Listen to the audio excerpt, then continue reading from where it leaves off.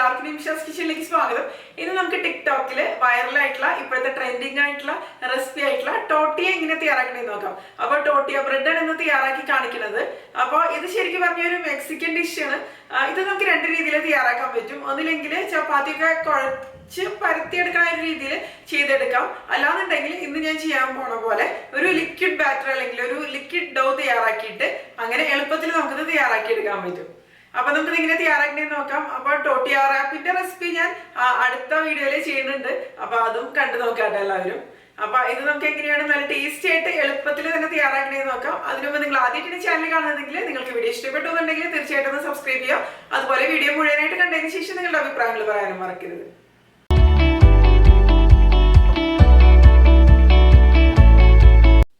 അപ്പോൾ നമുക്ക് ടോട്ടിയ തയ്യാറാക്കാൻ വേണ്ടിയിട്ട് തുടങ്ങാം. അതിന് വേണ്ടിയിട്ട് ഞാനിവിടെ ഒരു പാത്രത്തിലേക്ക് 2 കപ്പ് അളവിൽ മൈദയാണ് ഇട്ട് കൊടുക്കുന്നത്. അതായത് 250 ml കപ്പിൽ 2 കപ്പ് ഇട്ടാൽ. ഇനി ഇതിലേക്ക് 1 ടീസ്പൂൺ അളവിൽ പഞ്ചസാര ചേർത്ത് കൊടുക്കുക. അതുപോലെ ആവശ്യത്തിന് ഉപ്പ്, ഞാനിപ്പോൾ ഒരു 1/2 ടീസ്പൂൺ അളവിൽ ഉപ്പും പിന്നെ 1 ടേബിൾ സ്പൂൺ അളവിൽ പാൽപ്പൊടി അല്ലെങ്കിൽ മിൽക്ക് പൗഡറും കൂടി ചേർത്ത് കൊടുക്കുക. അപ്പോൾ മിൽക്ക് പൗഡർ ഏത് ബ്രാൻഡ് വേണമെന്നുണ്ടെങ്കിൽ നിങ്ങൾക്ക് ഉപയോഗിക്കാം, ഏതായാലും കുഴപ്പമൊന്നുമില്ല കേട്ടോ. ഇനി ഇതിലേക്ക് 1 ടേബിൾ സ്പൂൺ അളവിൽ ഓയിൽ ഒഴിച്ച് കൊടുക്കണം. ഇതിപ്പോൾ വെജിറ്റബിൾ ഓയിലാണ്. സ്മെല്ലില്ലാത്ത ഏതെങ്കിലും ടൈപ്പ് എണ്ണ നിങ്ങൾക്ക് ഉപയോഗിക്കാം. വെളിച്ചെണ്ണ അത്രയ്ക്ക് നന്നായിട്ട് വരില്ല. ഇനി ഇതെല്ലാം കൂടി നല്ലപോലെ നമുക്കൊന്ന് മിക്സ് ചെയ്ത് കൊടുക്കാം. അതിനുശേഷം ഇതിലേക്ക് നമുക്ക് കുറേശ്ശെ വെള്ളം ഒഴിച്ചിട്ട് ഇതൊരു ബാറ്ററാക്കി മാറ്റണം. അപ്പോൾ വെള്ളത്തിൻ്റെ അളവ് നല്ല ഇമ്പോർട്ടൻ്റ് തന്നെയാണ്. കറക്റ്റായിട്ട് തന്നെ ചേർത്ത് കൊടുക്കണം. 2 കപ്പ് മൈദ നമ്മൾ ഇതിലേക്ക് വേണ്ടിയിട്ട് എടുക്കുമ്പോൾ 2 കപ്പ് വെള്ളമാണ് ഇതിന് വേണ്ടിയിട്ട് വേണ്ടത്. അപ്പോൾ 2 കപ്പ് വെള്ളം മുഴുവനായിട്ട് ഒരുമിച്ച് ചേർത്ത് കൊടുക്കരുത്. കുറേശ്ശെ വെള്ളം ഒഴിച്ചിട്ട് ഇതുപോലെ ഒന്ന് മിക്സ് ചെയ്തെടുത്താൽ മതി. അപ്പോഴായിരിക്കും കറക്റ്റായിട്ട് വരിക. കട്ടകളൊന്നും ഇല്ലാതെ നല്ല, അതായത് ഒരുപാട് ലൂസും അല്ല, അതുപോലെ ഒരുപാട് തിക്കും അല്ലാത്തൊരു രീതിയിലുള്ള ഒരു ബാറ്ററാണ് നമുക്ക് തയ്യാറാക്കി എടുക്കേണ്ടത്. അപ്പോൾ ഒരു വിസ്ക് ഉണ്ടെന്നുണ്ടെങ്കിൽ വിസ്ക് ഉപയോഗിച്ചിട്ട് നമുക്ക് എളുപ്പത്തിൽ തന്നെ ഈ ഒരു ബാറ്റർ തയ്യാറാക്കി എടുക്കാൻ പറ്റും. നല്ല പോലെ എല്ലാം കൂടി നമുക്ക് ഇതുപോലെ ഒന്ന് മിക്സ് ചെയ്ത് കൊടുക്കാം. ഞാനിപ്പോൾ 2 കപ്പ് വെള്ളം മുഴുവനായിട്ട് തന്നെ ഒഴിച്ചു കൊടുക്കുന്നുണ്ട് ഇതിലേക്ക്. കറക്റ്റായിട്ടൊരു ഒരു അളവ് തന്നെയാണ്. അപ്പോൾ മെഷർമെൻറ്റ് കപ്പ് ഇല്ലയെന്നുണ്ടെങ്കിൽ നിങ്ങൾ ഏത് ഗ്ലാസ്സിലാണോ അല്ലെങ്കിൽ ഏത് കപ്പിലാണോ എടുക്കുന്നത് ആ സെയിം കപ്പിൽ തന്നെ വെള്ളം എടുത്താൽ മതി കേട്ടോ. അപ്പോൾ കറക്റ്റായിട്ട് തന്നെ വന്നോളും. മുഴുവനായിട്ട് തന്നെ വെള്ളം ഒഴിച്ച് കൊടുക്കണം. അതിനുശേഷം കട്ടകളൊക്കെ നല്ല പോലെ ഒന്ന് മാറ്റിയെടുക്കാം നമുക്ക്.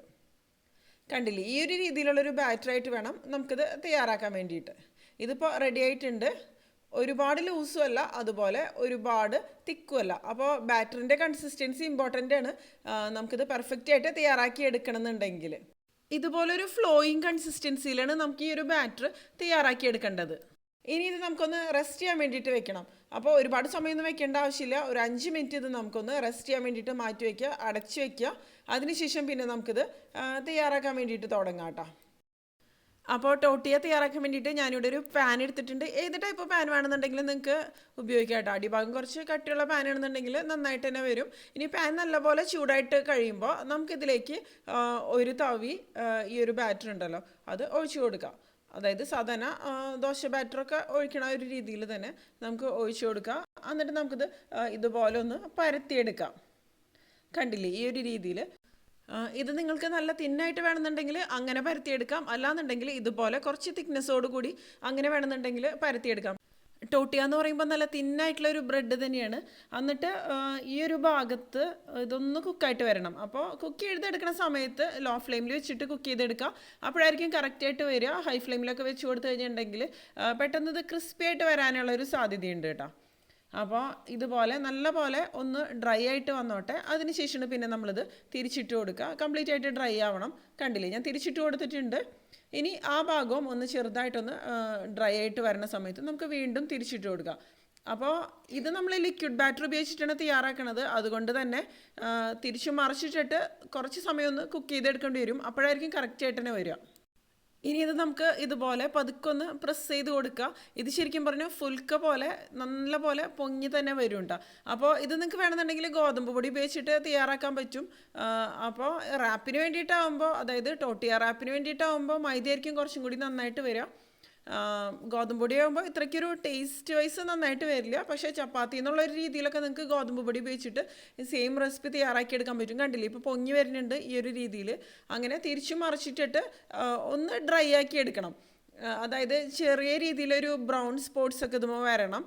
നമ്മൾ സാധാരണ ദോശ ഉണ്ടാക്കണ ആ ഒരു രീതിയിലല്ല ഇത് എടുക്കേണ്ടത്. ഒന്നും കൂടി നല്ല രീതിയിൽ കുക്ക് ചെയ്തെടുക്കണം. അപ്പോഴായിരിക്കും കറക്റ്റായിട്ട് തന്നെ വരിക. കണ്ടില്ലേ? അപ്പോൾ ഈ ഒരു രീതിയിൽ നല്ലപോലെ കുക്ക് ചെയ്തെടുക്കുന്ന സമയത്ത് തന്നെയാണ് ഇത് പൊട്ടിപ്പോവാതിരിക്കുള്ളൂ. ജസ്റ്റ് കുക്കായ സമയത്ത് നമ്മൾ എടുത്തു കഴിഞ്ഞിട്ടുണ്ടെങ്കിൽ അതിൻ്റെ ടേസ്റ്റ് നന്നായിട്ട് വരില്ല. അതുപോലെ നമ്മളിത് റാപ്പ് ചെയ്യണ സമയത്ത് അത് പൊട്ടിപ്പോവാനൊക്കെയുള്ള സാധ്യത വളരെ കൂടുതലാട്ടോ. കണ്ടില്ലേ? ഈ ഒരു രീതിയിൽ നല്ല പോലെ തന്നെ ഒന്ന് കുക്ക് ചെയ്തെടുക്കാം. കുറച്ച് സമയം കൂടി നല്ലപോലെ തന്നെ നമുക്കൊന്ന് കുക്ക് ചെയ്തെടുക്കാം. അപ്പോൾ ഒരിക്കലും ഹൈ ഫ്ലെയിമിൽ വെച്ചിട്ട് കുക്ക് ചെയ്തെടുക്കരുത്. അപ്പോൾ ഇത് ക്രിസ്പി ആയിട്ട് മാറാനുള്ള സാധ്യതയുണ്ട്. ആ ഒരു സോഫ്റ്റ് ആയിട്ടുള്ള ഒരു ടെക്സ്ചർ നമുക്ക് ഒരിക്കലും കിട്ടില്ല ഹൈ ഫ്ലെയിമിൽ വെച്ചിട്ട് കുക്ക് ചെയ്തെടുക്കുന്ന സമയത്ത്. പ്രത്യേകിച്ച് ഇതിൻ്റെ അരികു ഭാഗങ്ങളൊക്കെ പ്രത്യേകിച്ച് പെട്ടെന്ന് ക്രിസ്പി ആയിട്ട് വരും. അതുപോലെ പരത്തിയെടുക്കുന്ന സമയത്ത് അരിക് വശങ്ങൾ കൂടുതൽ തിന്നായിട്ട് പരത്തിയെടുക്കണ്ട. അതായിരിക്കും നന്നായിട്ട് വരിക. അല്ലെങ്കിൽ നിങ്ങൾക്ക് തിന്നായിട്ടുള്ള രീതിയിൽ അങ്ങനെ വേണമെന്നുണ്ടെങ്കിൽ പരത്തിയെടുക്കാം കേട്ടോ, കുഴപ്പമൊന്നുമില്ല.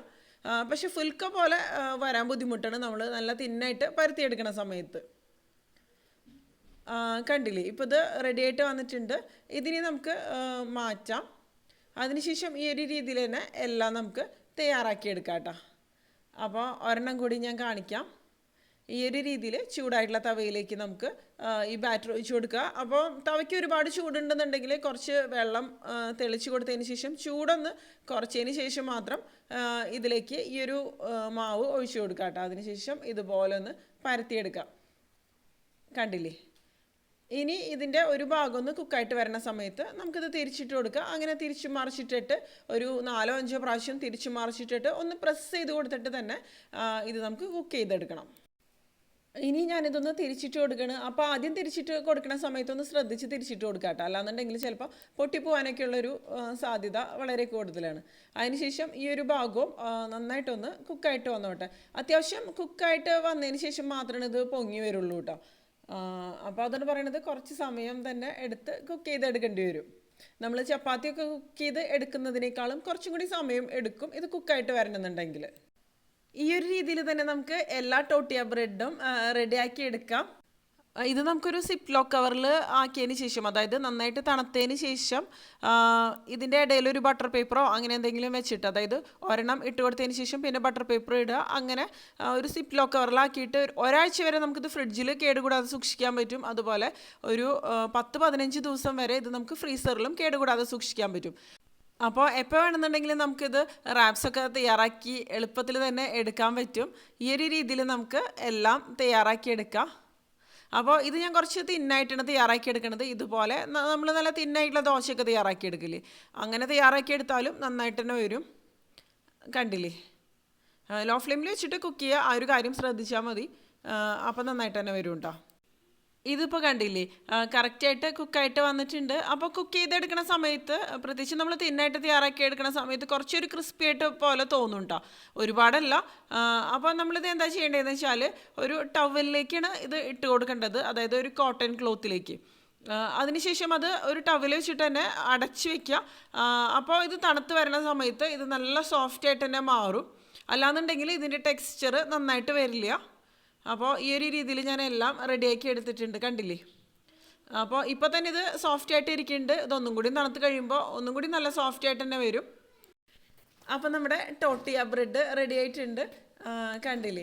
അപ്പോൾ എല്ലാവരും റോൾസൊക്കെ തയ്യാറാക്കി നോക്കുക. പ്രത്യേകിച്ച് ഷവർമ പോലുള്ള കാര്യങ്ങളൊക്കെ തയ്യാറാക്കി എടുക്കുന്ന സമയത്ത് കുബൂസൊക്കെ തയ്യാറാക്കി എടുക്കുക എന്ന് പറയുന്നത് കുറച്ചൊരു ലോങ് പ്രൊസീജിയറല്ലേ, നമ്മൾ കുഴച്ച് പരത്തിയൊക്കെ എടുക്കുന്ന സമയത്ത്. അപ്പോൾ ഇതുപോലെ ലിക്വിഡ് ബാറ്റർ ഉപയോഗിച്ചിട്ട് തയ്യാറാക്കി എടുക്കുമ്പോൾ എളുപ്പത്തിൽ തന്നെ നമുക്ക് തയ്യാറാക്കി എടുക്കാൻ പറ്റും.